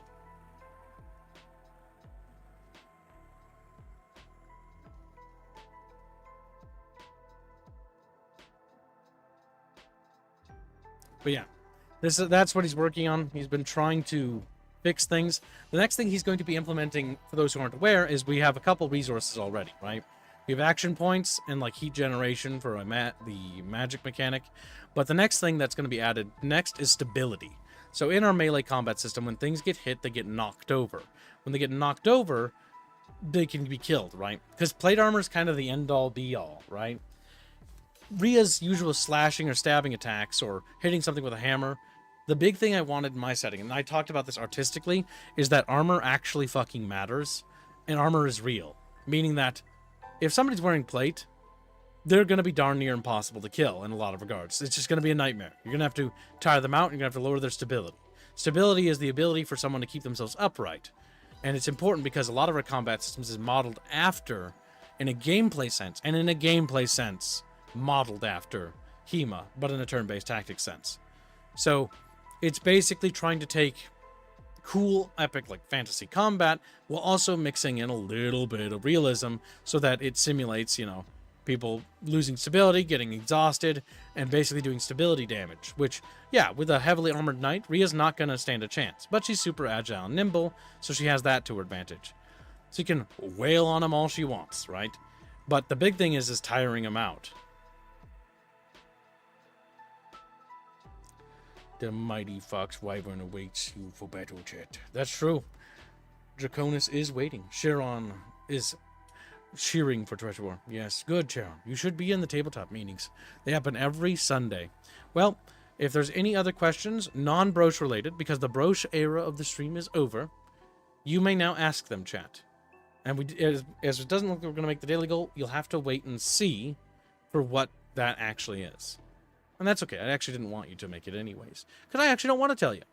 I don't want to. I don't have to if I don't gotta, you know? Actually, well, I do if you do. Like, you know what I mean? So, is there any other questions you guys have about the project? And this could be anything. It could be about the channel. It could be about Battle Damage Studios itself. Anything in particular. And then I'm going to wrap up and we're going to move on to the next stream. This wasn't meant to be more than an hour. And in fact, I've actually gone well over an hour because of the broche thing. That was my bad. I opened a can of worms there. I opened a can of... Yep, something lots of people don't understand is that the majority of fights between armored opponents eventually comes down to wrestling with knives. Yeah, for the most part. Do the builders have a drawback? Yes, they do. I've been memeing on you, Abaddon. The series, the story series will actually explain you the drawbacks of the society. They're not perfect, but they are much more interesting than a lot of societies I've seen in science fiction. I'm just very happy with them. I joke about how them being perfect is funny. Because the joke is that nothing's perfect.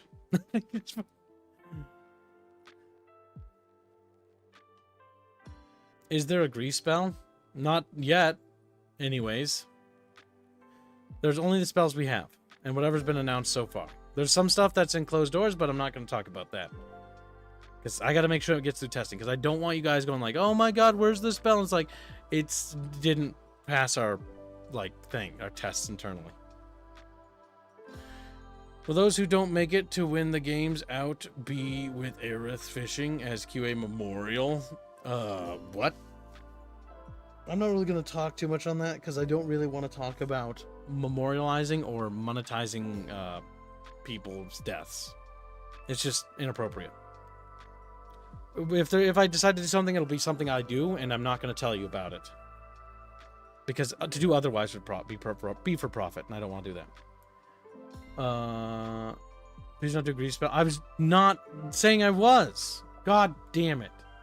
I was asking because I have this terrible idea because I was thinking about butter for about an hour. What the fuck? You guys are artistic. How closely related, if you can say that are the builders and the fantasy setting? Is it the same setting? They're absolutely the same setting. There's nothing different between the Astrians and the builders as far as I'm concerned. You may think there's a difference, but to me, they're one and the same.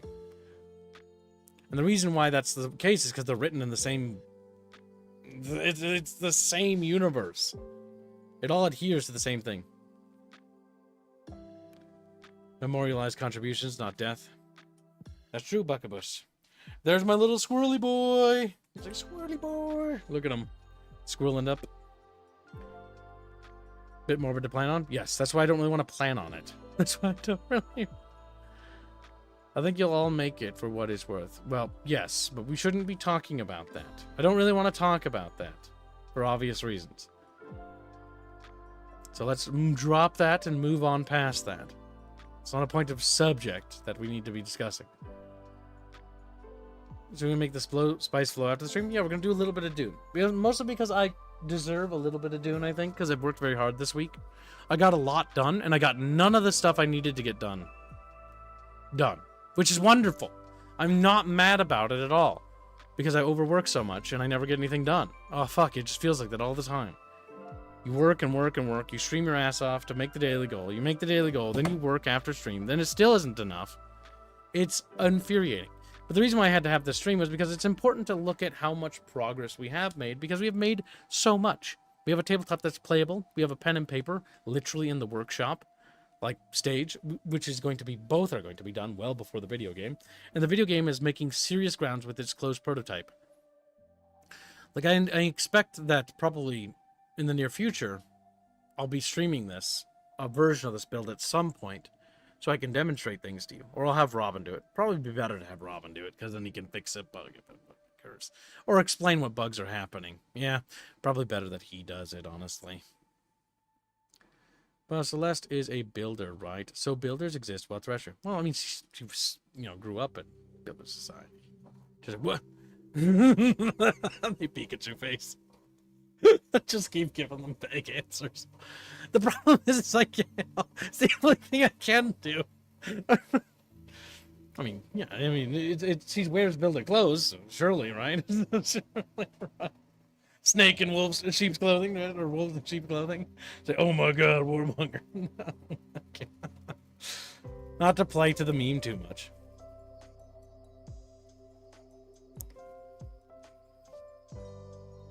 Maybe. I have little knowledge, but aside that, from treasure world.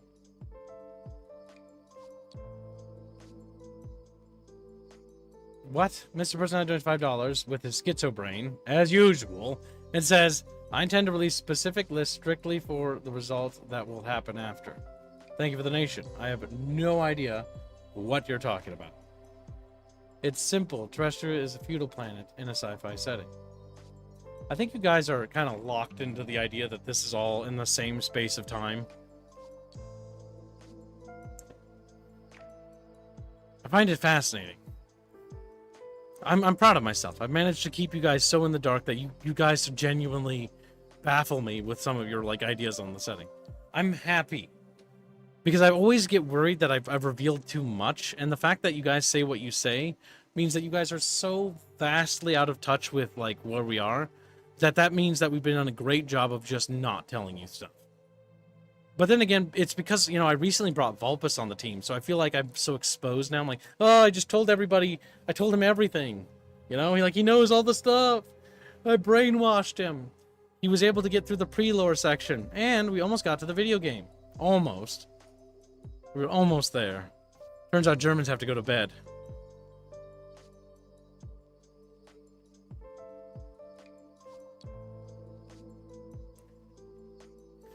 Schizobrain forever.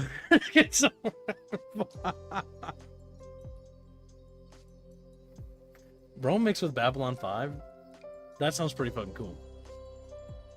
Bucky donates $5 says Celeste is an ancient evil, and you are helping her take revenge. She must teach those filthy, dirty fucking builders a lesson. How dare they raise her, fuckers? Little shits. Thank you for the donation.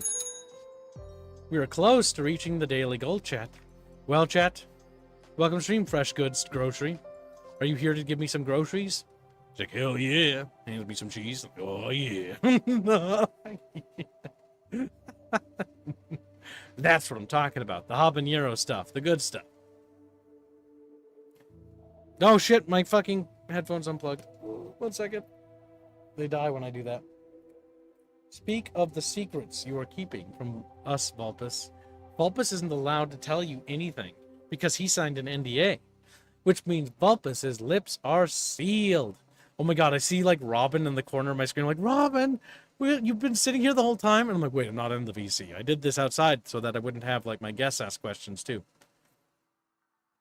Semper says cream. Semper donates $5 and says, I want to work on the pen and paper so badly, but is yet so far away. It's not as far away as you actually think it is. The big thing is this year's focusing on getting the core rules, if possible, done for the Terrestria War project.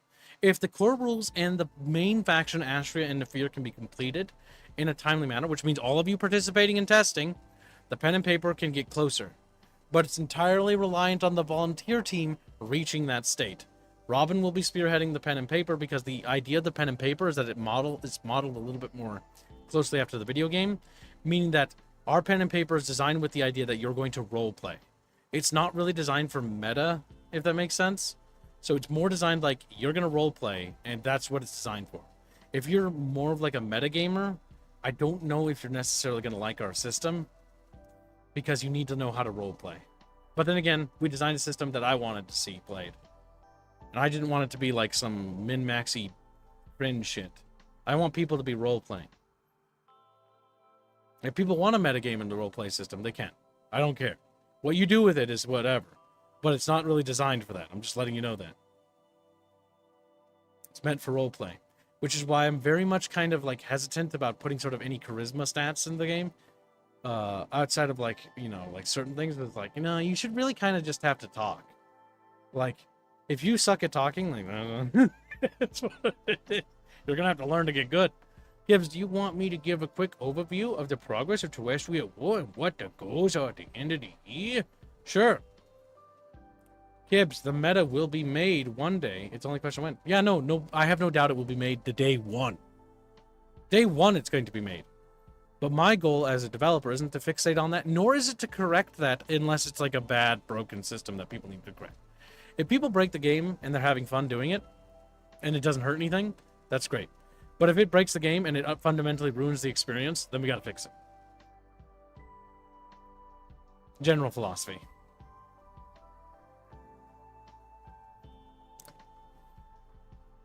Gibbs, how much builder tech exists still in the Astrian era? I can't tell you how much is on the planet. What is just like, whoa, their eyes bulge out of their sockets. Other than that, if it exists, you know, I hope it still works. It still runs. Little builder technicals driving around. No fear. Little technicals with little guys with bows. That would be fucking funny. Except for the fact that, you know, builder vehicles aren't really tire-based, but or tracked or ground-based in general. Meta is ever improving. The first build is the meta until a better one is crafted. Yes. People who like meta, great. Do your thing. But for me, I need to make sure that the game is fun. That's the most important thing for me. Most important thing for me. Will you ever notice he said steel?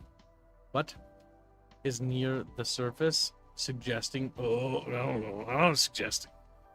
Oh, catfish are getting clever. They're starting to think about things. Oh my god, holy shit. Somebody haul Jano out back and execute him. We can't have you thinking. You're gonna actually start learning things. That's dangerous. He's like, wait a minute. Jano, I'm so proud of you. Oh my god, you get little catfish tickles. He's like, oh. So for terrestrial, we're currently working on getting the core rules ready for 1.0, which means rewriting a lot of what was written to be more clear, and working on more Astrian faction. Just got new spells. My goal is to have the core rules fully ready to be 1.0, and have the Astrian faction fully ready for 1.0 by the end of the year.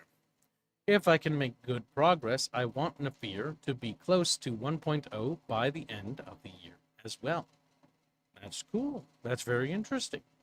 Did you know that the Builder Empire punishes people for corruption by death? Just like, what the oh my god. What? Dead. What's the biggest cardinal sin in the Builder Empire? Nepotism. Just like, nepotism.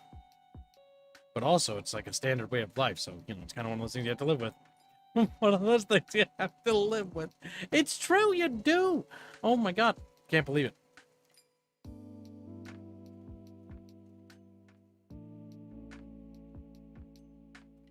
You have no idea the depths of loathing I feel having to play your games, for reasons I have yet to establish exactly. Probably I'm just irritated today, says Jano. Angrily. Then Sturha fucking pulls the rug out from fucking Jen. I was like, Starsteel is a near surface, was a no bueno clue, and that it probably was there on the planet formed. Catfish is so fun. I cannot wait if like a forum is ever made of our setting and I get to read it. It'll be amazing. Bucky says for $10, I like the idea that devolved civilizations find lost tech and weaponize it, and I, person like Celeste, watching people turn the equivalent of an outdoor space heater into an area denial flash fire. That's the dangers with fucking using technology you don't understand. Man, it's always sad when that happens, chat. We have a lot of civilizations on Terrestria. There are many civilizations that are rather interesting. The giants of Budinua are one. How did they get to be so big, so chunky? Then you got their ancestors, or I guess you could say cousins, the Luminar, right? And then there was the Great Calamity, and now they're just not really around anymore. I wonder where they went. I wonder what happened. There's big dinkies. They get on the little boat, go on an expedition. Then they realize they can swim. They're like, wait a minute. There is no time travel. Celeste is a member of a fallen civilization in the Astrian era, says F to pay respect, Brexit. I'm saying that so that it's not said by me explicitly. Astrian history is centuries old, at least. So if not a feudal planet in a sci-fi setting, then something akin to a cryopod must have been used. F to pay respects using his big tankies. His big... Jano and F Brexit begin rubbing each other's bellies. It's true. Stream elements, I will read the donation.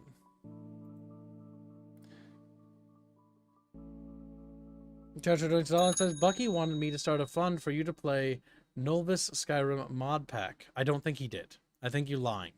I always do what Bucky and the government tell me to. Considering that I know for a fact that this is just a you thing, that's not going to work. Skyrim Nulvis, I must torture you kibs of what the homies do. Skyrim, overrated game that isn't very good. That makes me want to commit kibicide. That's what the game is. You mod it for hours and hours just for it to become mediocre at best. And thank you for your generous $1 donation. Very much appreciated, Choo-Choo. But you're out of touch, and I'm out of time. Tiberius says, I went to the only place that hasn't been infested by capitalism. Or, only place capitalism hasn't infested. Space. Well, don't do that in builder space, because the communists will be very disappointed. I did tell him to do that, Gibbs. You're going to hell. If Star Steel was made... Oh, no, sorry, I gotta talk like Sharon. If Star Steel was made... Don't sound like that. If Star Steel was made into a CPU cooler, it worked better than anything we have now. Oh, fuck yeah. Fuck yeah. Thing dissipates heat very good, and can also take heat while also retaining its surface. Its heat dissipation is pretty solid. There's a reason why they used it. No, wait. Kibbo's careful. Careful. That's a good Kibbo. Good Kibbo. Shut the fuck up and learn your goddamn place, trash. Alright, so let's see. So if Celeste explodes into a tentacle, mass-destroying terrestria at some point, I won't be surprised. What? I don't know where you get these. If these are like meme things, I'm like, at what point did I ever fucking even insinuate that? The one time I insinuated anything with Celeste was I made the joke about like her being a war criminal as a frame of reference. And you guys have stuck to that ever since then, that she's some sort of war criminal that caused a war or, you know, raised her fist angrily doing something. I'm just saying that it's merely coincidence when you see it. And it's nothing to do with that. She's like, what are you... What? I was joking about the Giants, but yeah. Kib's stretching the definition of time travel? What do you mean? I've not stretched the definition of time travel whatsoever.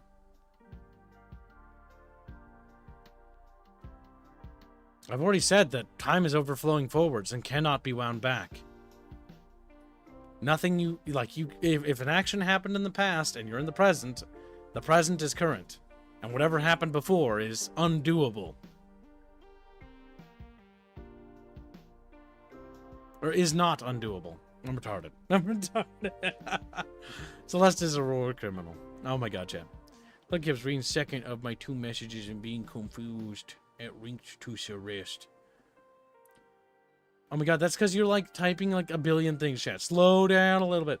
That's why I lean towards Celeste being tied somehow to the evil tingies that have space tentacles. Where do you get tentacles from? What? At what point have we ever shown tentacles? As shown on the cover art? You think those are tentacles? Really? Okay, that's not what I was... It's not what they are, but alright, interesting. Fits too with all the torment and calamity Kib hinted. Americans loved Celeste stick in World War One. God damn it, Chad. What if someone tried to time travel back? They couldn't. They couldn't. Time travel does not work, you goober. I got wet in a bun. What? Crazy. Chatfish. Oh my god. Always making every stream always fun. No matter what it is. Chatfish being wild as usual. Okay. You've all asked really great questions, by the way, chat. And I must commend all of you. And you've also had really interesting guests that have actually made me shocked. And you know what I find more enjoyable about this whole experience?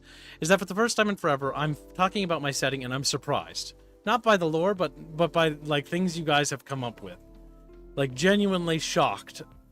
And honestly, I think in a way, this is more fun for me, and maybe that's like a greedy thing. Like, I'm having a lot more fun than this with this than I should, because the guesses are just like so, they're so wild. Like, and you are trying, like, to commend you, because you really are. Like, you're using all the evidence you have gathered, trying to come up with solutions, but I've been very careful not to give you parts of that puzzle. So it's okay that you're not coming up with a solution, but I'm very impressed with what you have tried to do. That's what the brooch thing was, kind of a suicide thing. You guys got interesting things, though. Like, you were right about it being able to store data. You were right about it being able to report information and stuff like that. You were right about that. But, like, everything else was, like, completely off the mark. So, good job there. The fact that you guessed it might have been the more mud at the wall theory.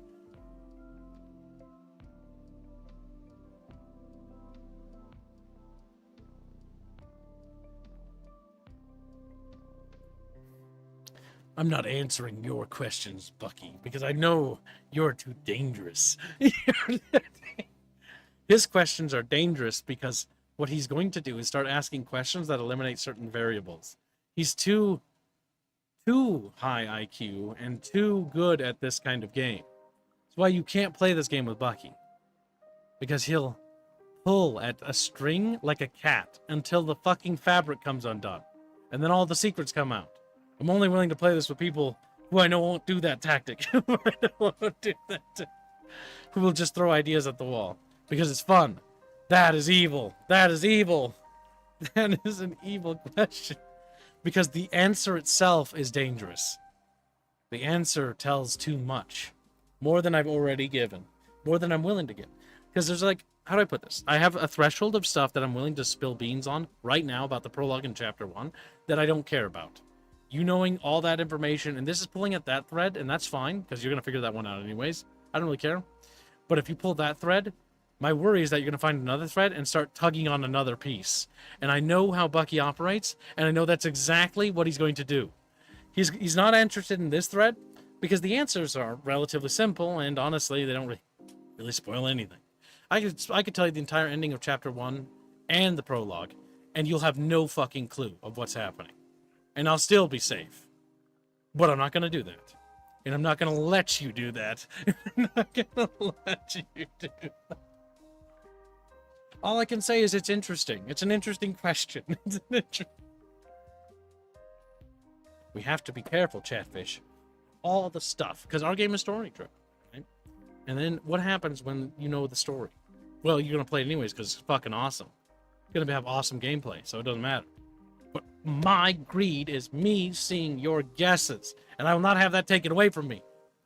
It's my one bit of enjoyment I get, is seeing you guys use the pieces of the puzzle I've given you, and then trying to come up with ideas. That's also why I have the mythos section of our setting, which is meant to be destroyed upon completion. Or maybe not destroyed, but archived physically in a way that it can be destroyed easily. So that way you never see it. That way those guesses can keep coming, and I can have my eternal enjoyment. That's what makes Mythos so fun. That's why exploring and expanding every piece of your setting kind of takes the mystery away. Some things must remain a mystery forever. But some people will eventually figure it out. I mean, all the evidence and all the clues are there. Even when you complete the game, you won't know much. You'll know something, but that's more than nothing. And that's concerning. And that's concerning. It is. When's the next lore video? The next story video will be produced hopefully next week. Probably not. It's probably going to be another week. Mostly because every time I've tried to find time to write part 3, I just keep running into issues with getting it. Care Bear says, also time dilation to the degree that time flows reverse would probably only be possible in a singularity, which utterly annihilates anything that enters. A good old singularity. Okay, Kips, I will just have to have others to ask for me. You can try, but they've all signed NDAs. And Bonald McDonald is under NDA. She'll keep her lips sealed, or she'll get destroyed. I can take away all that she can do fashion-wise and hand it to somebody who would be bad at it. Then destroying the fashion of the Builder Empire in one fell swoop. Like, no! Time being a measure of change. Oh my god, I've triggered Chatfish autism. No! Also kind of fun, actually. I'm kind of happy that it happened. Or is that specifically heliocentric constructs? Oh my god, help me. Oh my god. It's always mind-boggling where these conversations go. Actually, our universe may, in fact, be inside a giant black hole. Alright, English out the window. Ah, typical Yinglis. Next, he's going to say that the Romans are on the moon again. Goober. Scientists came to this conclusion after noticing galaxies rotating in different directions. You gotta help me. Semper Tantrum wants to DM me in stream. Are the builders in the latest age you have fleshed out, like down the timeline past the age of the Astrian? Why did that just sound like Star Trek Brooch? What are you talking about? What are you... Goober. Oh, you're talking about like the little beacon thing. Beep, beep. Yeah, they press. No, those are very simple. Those are more like radios, if anything. Still cool. Got Rich 6 to beam up, and then they're like, and they beam them into a star. Yeah, Draconis does that all the time, Chair Bear. I've instructed Bond to share nothing with me. They're gonna attack Vulpus or Compass or worse, Carlin. And then Carlos caves, but he types everything with his dyslexia, and so it's just like Bucky's just like trying to decipher, like, what the fuck? Okay, to answer the question, this is a question we've answered ages ago. What is the lore video series called? Or story video series called? I should call it that, because I need to always not think about writing lore. I'm writing in first-person perspectives in that, which means it should be considered a story, because it's more like a visual novel? No, not really. It's more like a... What do you call it? Like a audio book is how we're kind of putting it together, but like a short story, more than anything else. But what is it called? No, I'm not going to answer it. I know the answer, and I know you know the answer. I've said the answer. What's fun? What I find really funny about this is I've actually, like, the answers that chat are struggling to find out right now, chat. I'm telling you, are answers I've already told you. So I'm not losing anything by you learning this. I find it funny. It's been that long since we've talked about it. I know it's funny to see Draconis hasn't changed. Bear Bear, sometimes it's good that people don't change. Sometimes, when you're in your equilibrium, when you're in a perfect state of being, you should really just remain the way you are. Lest you degrade and become a potato. Like, no! Degrade and become a potato. Yes, that can happen. If did the great enemy crash land on Terrestria and digging so too greedy and too deep will awaken them, I am going to kill you. Not because that has anything to do with my setting, but because you're referencing something in a way that is intentionally torturous. In a way that's intentional. And that has nothing to do with my setting whatsoever. And no, that's dumb. At least on the fake news front. Goddamn Chatfish. So goddamn potato. Yes, it's called black hole cosmology. Actually, oh my god, chat, stop. Like, it's a perfect state of being. Is a real reach you're doing there. He's perfect because, like, don't ever change. It's reliable because even when you're having a bad day, you can just know that Yinglis will be there doing what he always does. I don't know the answer to that question. Oh my god, I literally told you all this. You should, like, that question has already been answered. It was answered day one because I needed to dispel this illusion right away. I explicitly stated this way back when, about a year and a half ago, or about 2 years ago, actually, at this point. The reason why it was important to reveal the prologue to you right away was because I worried that the whiplash would be too sharp and that you couldn't handle it. And I needed to see that if I had faith in you guys, that you guys could handle it, then surely the general audience, when they experience it, can handle it too. And then what we confirmed with that reveal was that you could handle it. And now you've just forgotten. Now I'm sad. So the reality is that the big thing is that the series, or the stories video series, is called Echoes of the Second Age. That is where it follows Celeste, and it follows Everine, Alienor, Tierdier, Axum, Talon, Ito, um, all those characters, right? It's all the Second Age stuff. Based with that knowledge there, you can kind of determine that Terrestrial being set in the Third Age of Mankind is kind of set after. It's not a particular thing. Like we've already told you what the prologue in chapter 1 like summarily are. Because it was important to see if you guys could handle it. And you did, and I'm proud of you. I'm proud that I could actually have faith in my audience and faith in the people that like my stuff.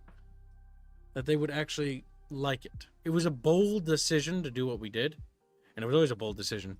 But the big fear was like, is it too risky? You know? Oh my god, Chatfish are just... I will surely perish when I find out. Disintegrates. We are small, bit dumb. Oh my god, Chatfish. No, you're not dumb. Alright, chat. Any last question? This is the last call for last questions, and this is the last call for reaching the daily to figure out what the brochet is. It's actually a pretty big deal. That's actually the one thing I've never actually told you. But it also doesn't hurt me if I tell you. It just means that you'll understand why the story is so goddamn autistic. Black hole cosmology is apparently considered a valid theory, though it's basically unprovable. That's like 90% of things, though. It's like, well, in theory, the galaxy will actually lose heat and die one day. But it's like, well, then new stars are born. Well, it's like, because we're trying to frame everything with that concept of mortality. Because we ourselves are mortal beings, so we try to frame all the universe around a concept of mortality. That it has a beginning, a middle, and end. When we don't really understand it because we are made in it. Though we think that it might be operating on that principle because if we're operating on the mortality principle, then surely we're made of the universe, and surely that we're just smaller echoes of that bigger thing, right? You would think. Does not necessarily mean that rocks will disappear one day.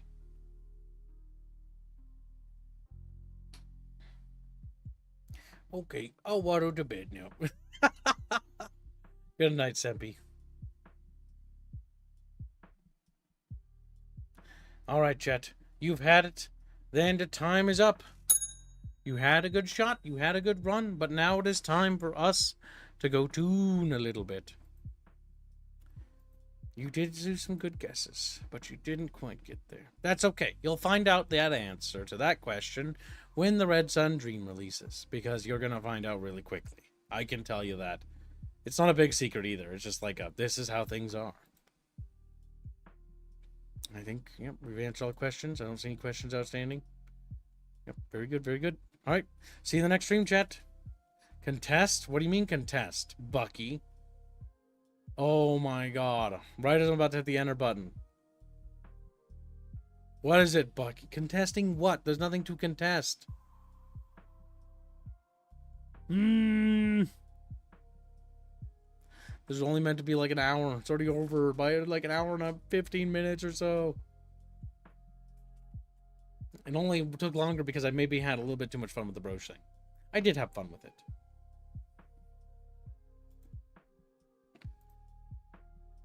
I don't see anything happening. I'm gonna end the stream.